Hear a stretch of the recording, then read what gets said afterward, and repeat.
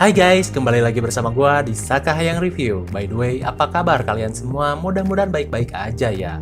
Wah, udah lama nih gak bahas film Jepang ya.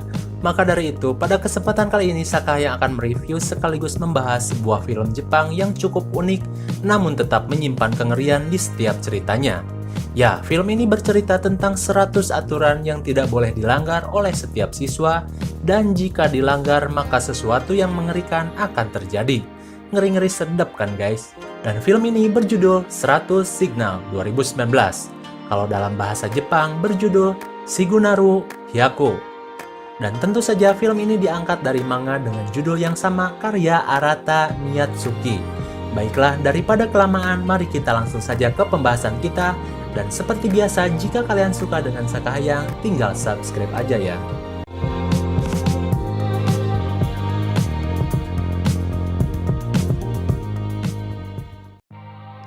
Film ini diawali dengan scene sekelompok pelajar di dalam satu kelas, yang terlihat begitu ceria dan menikmati pelajaran dari seorang guru sastra. Terlihat suasana nyaman dengan bumbu-bumbu percintaan khas anak sekolah. Dan terlihat seorang lelaki bernama Sota yang sepertinya menyukai seorang wanita cantik bernama Kashimura. Hingga si guru menegur dua sejoli yang selalu tatap-tatapan berdua, ya istilahnya bucin di kelas gitulah. Ia bilang, gak apa-apa pacaran, tapi kalau di kelas jangan kalian tatap-tatapan lebih dari 10 detik ya, ujar si guru. Lalu terlihat teman-temannya menertawakan hal tersebut. Sungguh kelas yang indah, dengan hiasan cewek-cewek kawaii di dalamnya, seger. Singkat cerita, bel pulang berbunyi. Mereka semua pulang, lalu Kashimura pulang bersama teman dekatnya yang bernama Haruka. Dan Haruka bilang, lihatlah Kashimura, anak-anak bola sangat menyukaimu. Apalagi Sota, apa kau menyadarinya? Kashimura bilang tidak.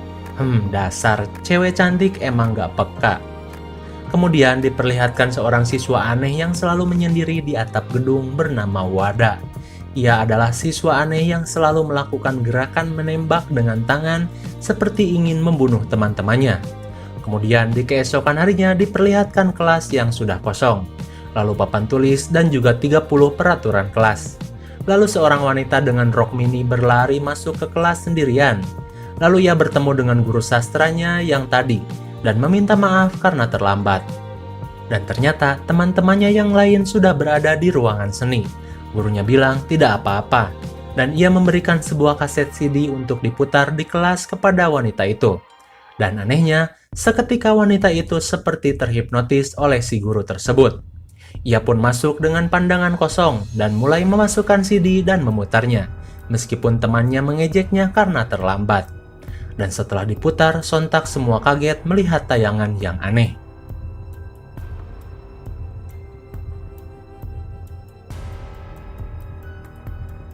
Dan setelah itu si cewek tadi mulai sadar, ia pun berbicara dengan teman lelakinya. Dan ketika ia menyebut kata terlambat, tiba-tiba kelakuan wanita itu mulai aneh, seperti bergerak sendiri dan ia tiba-tiba melompat dari atas gedung dan mati seketika. Sontak semua kaget melihat kejadian itu, lalu semua orang berinisiatif menelpon ambulan, namun ketika satu siswa menelpon ambulan, tiba-tiba ia pun melakukan kelakuan aneh dengan menggigit urat nadinya sampai robek dan mati. Lalu siswa lain pun yang akan menelpon ambulan pun sama. Mereka tiba-tiba melompat secara bersamaan keluar gedung dan mati. Kemudian datanglah si guru seni itu dan melihat kejadian itu seperti biasa saja karena kita tahu justru si guru itulah yang menyebabkan semua ini. Ditambah ia pun berbicara bahwasanya mereka mati karena pengaruh hipnotis dari video yang ia berikan dan menjelaskan tentang peraturan-peraturan yang akan memancing perilaku bunuh diri. Simpelnya, si guru itu membuat seluruh muridnya terkena hipnotis dan akan melakukan tindakan bunuh diri jika melakukan hal yang dilarang. Dan pantangan itu disebut signal. Ada 100 signal di dalam hipnotis itu yang jika dilakukan akan membuat korban bunuh diri. Salah satunya adalah terlambat. Lalu tiba-tiba Haruka teman dekat dari Kashimura pun panik dan menelpon ibunya. Namun tiba-tiba hipnotisnya aktif dan ia menggigit lidahnya sendiri sampai putus dan mati di depan Kashimura. Sontak temannya marah dan akan menghajar gurunya yang menyebabkan semua ini terjadi, namun tiba-tiba hipnotisnya juga aktif dan ia menjedot-jedotkan kepalanya ke tembok sampai mati. Gurunya bilang telepon dan kekerasan termasuk ke dalam 100 signal yang dilarang, dan karena itu mereka mati. Lalu satu lagi temannya menangis dengan histeris, dan itu pun termasuk ke dalam 100 signal, dan ia pun mati dengan menamparkan vas kaca ke kepalanya yang menusuk matanya dan mati seketika. Semua orang terdiam, takutnya hal yang mereka lakukan termasuk ke dalam 100 signal. Lalu guru itu kembali menjelaskan bahwasanya hanya satu cara untuk melepaskan diri dari hipnotis ini, yaitu bertahan sampai akhir. Dan hanya satu orang saja yang akan selamat dan lepas dari hipnotis ini. Ya, mereka tidak bisa berbuat apa-apa. Guru itu pun keluar kelas dan ketika ada siswa berlari menyusulnya, guru itu berbicara, "Apa kau yakin keluar kelas tidak termasuk ke dalam 100 signal?" Ia pun ketakutan dan diam. Guru itu pun pergi. Semua orang terdiam dan bahkan tidak bisa menangis, karena jika menangis tentu mereka akan mati. Hingga Wada pun memberanikan diri keluar kelas, dan untung saja tidak terjadi apa-apa. Semua orang pun berhamburan keluar kelas dan berlari keluar sekolah, hingga salah satu siswi kabur dan berteriak minta tolong, dan tiba-tiba hipnotisnya aktif. Ia memelintirkan kepalanya ke belakang dan mati. Gurunya pun kembali datang dan bilang keluar sekolah juga termasuk ke dalam 100 signal, dan kalian tidak akan bisa keluar dari sekolah ini. Mereka pun kembali ke dalam kelas dan berbicara, "Apa tujuanmu melakukan semua ini kepada kami?" teriak para murid. Namun penjelasan dari guru itu tidak jelas. Ia hanya terus bilang jika kalian ingin selamat dari hipnotis ini, kalian harus bertahan sampai akhir. Dan tentu hanya satu saja yang akan selamat. Tiba-tiba guru itu pun keluar balkon dan terjun bebas lalu mati seketika. Semua murid kini terjebak di situasi sulit, di mana mereka harus menghindari 100 signal yang bahkan mereka tidak ketahui. Hanya ada beberapa yang mereka sudah ketahui, yaitu terlambat, telepon, menangis, dan keluar sekolah. Sisanya mereka tidak tahu, hingga semua mulai berdiskusi untuk bisa melepaskan hipnotis ini, dan tentu semua tidak mau mati dan menyisakan satu orang saja yang selamat. Kemudian semua dibagi-bagi menjadi beberapa grup untuk mencari tahu, dimulai dari meja guru sampai ke perpustakaan. Lalu ketika di perpustakaan, Wada dan temannya menemukan sebuah buku pembahasan tentang hipnotis tersebut. Dan ia pun menginformasikannya kepada teman-temannya, bahwa hipnotis ini sama persis dengan apa yang gurunya katakan. Dan untung saja, di dalamnya terdapat hal apa saja yang harus dihindari untuk memicu hipnotisnya aktif. Namun sialnya cuman ada 50 saja. Dan ditambah 4 yang tadi sudah terbukti. Mereka pun menuliskan di papan bor hal apa saja yang tidak boleh dilakukan. Dan sisanya mereka kembali akan mencarinya. Di sisi lain, kelompok pencari pun mulai mencari ke gudang sekolah. Mereka menemukan makanan dan minuman untuk bekal hidup di sekolah. Singkat waktu, tiba-tiba temannya menemukan mereka sudah dalam keadaan mati bunuh Dirman. Dan ditemukan botol plastik yang sudah mereka minum. Mereka mulai berpikir, apakah minum juga termasuk ke dalam 100 signal? Mereka pun mulai mencatatnya. Lalu seorang wanita kawai yang sedang berada di perpustakaan pun terlihat didekati oleh Wada. Ia pun bertanya kepada wanita itu, "Apa kau takut? Dan apakah kita akan mati? Namun sebelum itu terjadi, aku ingin berbicara kepadamu." Di ruang UKS ternyata mereka akan mantap-mantapan di ruang UKS. Dan ketika akan terlaksana, tiba-tiba Wada berkata, "Apa kau tahu signal jika memegang si Johnny yang lagi tegang juga termasuk?" Lalu tangan wanita yang sedang memegang Johnny Wada pun langsung terhipnotis dan menggorok lehernya sendiri dengan gunting. Kemudian satu temannya yang lagi ngintip pun tiba-tiba mati dengan Johnny yang bucat. Ternyata ngintip pun sama termasuk ke dalam 100 signal itu. Namun di sini kita tahu Wada mempunyai niat jahat di balik musibah ini. Ternyata ia mengetahui 50 pantangan lain yang tidak ia beritahu kepada teman-temannya dan berencana untuk menjadi yang terakhir bertahan hidup. Kemudian datanglah satu wanita yang berbicara, "Sudah kuduga. Aku tahu jalan pemikiranmu, Wada." Dan sepertinya wanita itu pun mengetahui pantangan lainnya. Di kelas, satu grup sepak bola pun mulai curiga akan kelakuan Wada. Ia curiga bahwa Wada mengetahui sisa dari pantangan itu dan tidak diberitahukan kepada mereka. Ia pun akan mengujinya dengan memberikan botol air itu kepada Wada, dan jika memang Wada tidak melakukan hal itu, ia akan meminumnya. Ia pun mencari Wada, dan Wada pun kabur. Ia pun dikejar hingga mereka berhenti di ruangan lab. Ia bilang, "Kau sudah membohongi kita kan?" "Apa sih?" kata Wada. "Sini gua minum." Namun ketika ia akan meminumnya, tiba-tiba datanglah Kashimura yang bilang, "Sudah, kalian jangan ribut, sini gua aja yang minum. Aku ingin percaya sama Wada." Dan ketika Kashimura akan meminumnya, lelaki itu pun merebutnya dan meminumnya duluan. Mungkin karena takut Kashimura kenapa-napa. Dan benar saja, ia pun mati dengan menusuk dirinya sendiri, karena kata Wada, minum dari botol plastik pun adalah salah satu dari 100 signal. Kashimura pun sedih dan hampir menangis. Tentu ia tidak boleh menangis karena kalau menangis ia pun akan mati. Di sisi lain, si cewek komplotan Wada pun menghasut teman-teman lain untuk saling membunuh dengan harapan bertahan di akhir. Ia pun memberitahu salah satu signal yang akan mereka gunakan membunuh teman-teman lainnya. Kemudian kembali kepada Kashimura dan teman-teman grup sepak bola lainnya. Mereka pun membawa mayat temannya yang tadi dan disimpan di ruangan kelas. Lalu temannya yang lain pun marah dan akan menghajar Wada. Namun kekerasan pun tidak boleh dilakukan, ia pun pergi mencari Wada. Dan tiba-tiba ketika ketemu, Wada pun memberitahu satu signal lainnya. Kini jika satu orang ditunjuk oleh 7 orang secara bersamaan, maka yang ditunjuk akan mati. Wada pun menunjuk temannya itu dan disusul oleh teman-teman yang lain yang berhasil dihasut oleh wanita tadi. Seketika ia mati dengan mencekik dirinya sendiri. Dan sekolah kini sudah menjadi arena permainan mematikan. Kashimura pun tidak ingin tinggal diam. Ia pun segera mencari signal lain untuk bisa melawan komplotan Wada. Ya istilahnya Pak pinter-pinter aja. Kemudian ketika Kashimura sedang berlari di lorong kelas, tiba-tiba ia melihat 2 sejoli bucin kelas sudah mati berdua. Sungguh romantis, mati sebagai pasangan sampai akhir, tapi ngakak sih.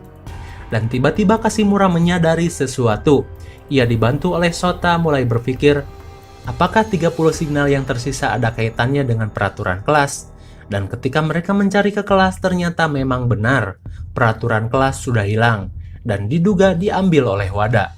Lantas Kashimura dan Sota pun mulai mengingat-ingat 30 peraturan yang tersisa, dan menulis ulang peraturan itu. Kenapa Kashimura menyadari hal itu? Karena ia melihat duo bucin yang mati, diduga telah saling pandang selama lebih dari 10 detik. Juga bermain HP dan meninggalkan sekolah adalah salah satu peraturan biasa di sekolah. Jadi ia berpikir peraturan yang tersisa mungkin saja sama dengan peraturan kelasnya. Sungguh pintar sekali sih Kashimura. Dan setelah menulis ulang peraturan yang termasuk ke dalam 100 signal, ia pun berlari mendekati komplotan dari Wada. Dan setibanya di sana, ia pun malah akan dibunuh dengan akan ditunjuk oleh 7 orang. Namun datanglah teman-temannya yang masih waras dan membela Kashimura dengan akan menunjuk balik orang tersebut. Di sini terjadi saling ancam, dan Kashimura meminta untuk mereka mendengarkannya baik-baik. Kashimura bilang, kita sudah menemukan 30 peraturan yang tersisa, jadi kita tidak harus saling membunuh. Karena ada satu peraturan yang tidak bisa kita hindari, yaitu bermalam di sekolah sampai pagi. Dengan kata lain, meskipun mereka berusaha dengan saling membunuh, jika sang pajar sudah datang, maka kita semua akan mati. Lantas semua orang mulai sadar, terkecuali satu wanita yang dendam dengan Kashimura. Ya istilahnya sirik-sirik gitu. Dan ia ingin membunuhnya. Namun dari belakang muncullah Wada dengan memakai jas hujan. Lalu ia mulai membuka bir dan menyemprotkannya ke arah teman-temannya. Di mana juga terkena bir adalah salah satu pantangan. Dan mereka semua yang terkena cipratan bir pun mati dengan caranya masing-masing. Ada yang menusuk matanya dengan cutter, menggantung diri dengan kabel, dan bahkan ada yang memakan gas helium sampai meledak. Mereka semua mati di tempat. Tersisa Kashimura, Sota, dan Wada. Wada pun kabur.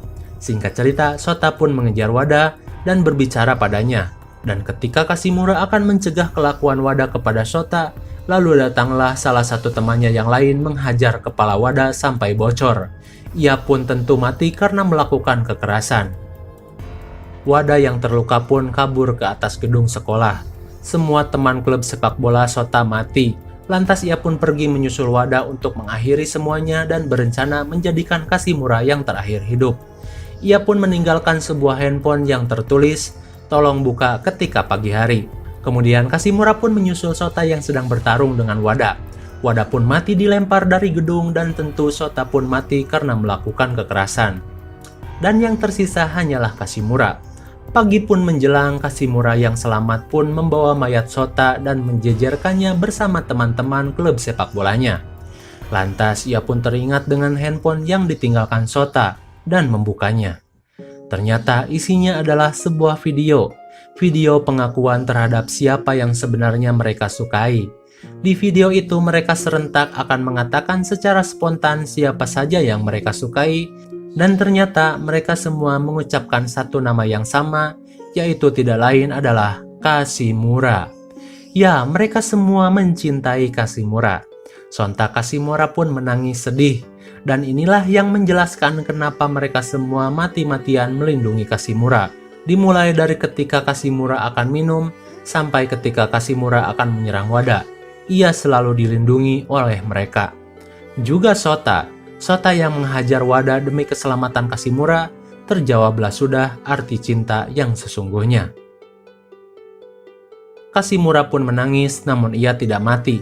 Itu karena hipnotisnya sudah hilang, karena ia yang terakhir selamat dari satu kelas yang terkena hipnotis.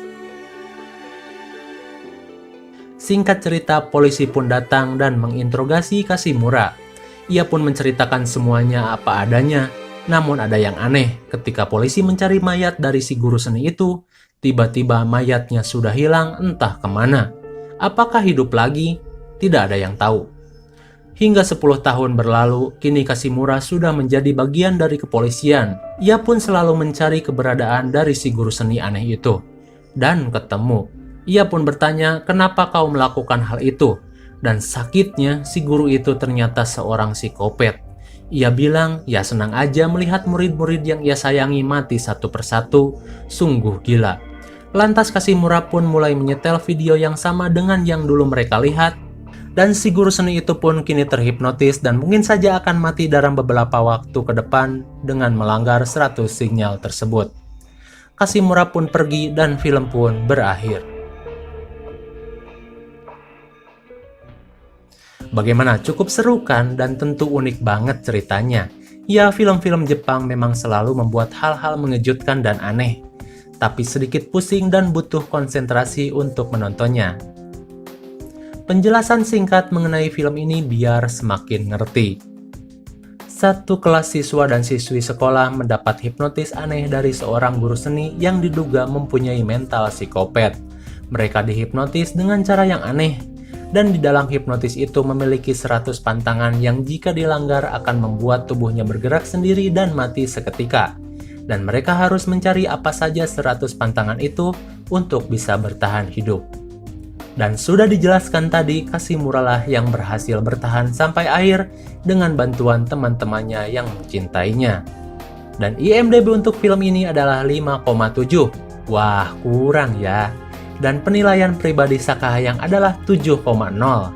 Karena ya kalian tahu sendirilah ya, di samping ceritanya yang anti mainstream, para pemerannya juga sangat imut dan lucu. Mungkin segini saja review dan pembahasan film 100 Signal dari Sakahayang. Jangan lupa like, share, and subscribe supaya kalian tidak ketinggalan jika ada video baru dari Sakahayang. Thanks for watching and see you on next video. Bye-bye.